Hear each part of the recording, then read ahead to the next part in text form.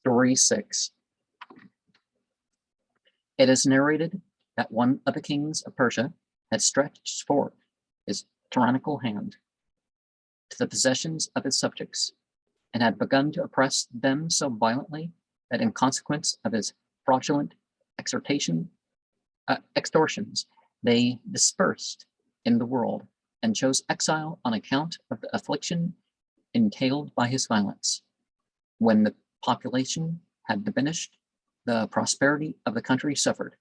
The treasury remained empty, and on every side enemies committed violence. Who desires succor in the land in the day of calamity? Say to him, be generous in times of prosperity. The slave with a ring in his ear, if not cherished, will depart. Be kind, because then a stranger will become thy slave. One day the Shahnameh was read in his assembly, the subject being the ruin of the dominion of Zohak, and the reign of Faridun. The vizier asked the king how it came to pass that Faridun, who possessed neither treasure nor land nor retinue, established himself upon the throne. He replied, as thou hast heard. The population enthusiastically gathered around him and supported him so that he attained royalty.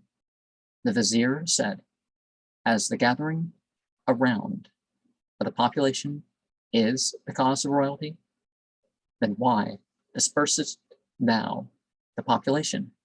Perhaps thou hast no desire for royalty. It is best to cherish the army as thy life, because a sultan reigns by means of his troops. The king asked, what is the reason for the gathering around of the troops and the population?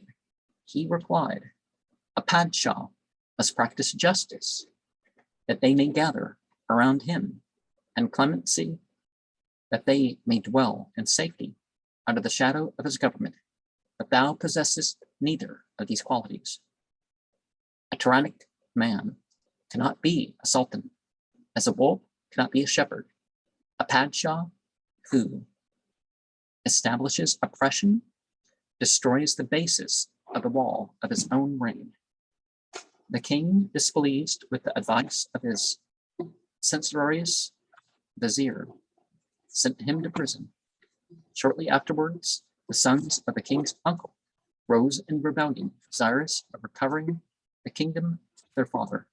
The population, which had been reduced to the last extremity of the king's oppression and scattered, now assembled around them and supported them till he lost control of the government and they took possession of it. In my country, there's a lot of talk right now that if we allow fully democratic elections, that if we secure the elections, which would actually increase the amount of people able to vote, it would destroy democracy. But this, so they want to keep that from happening. But somebody with a greater support of the populace, that's where true political nobility comes from. A padshah who allows his subjects to be oppressed will in his day of calamity become a violent foe. And that goes for politicians that allow the corporations to do their bidding against the people. It's not really against the people, it's just, with disregard of the people. Be at peace with subjects and sit safe from attacks of foes, because his subjects are the army of a just Shahanshah. Remember that Islam does not allow such titles of people, king of kings and all that.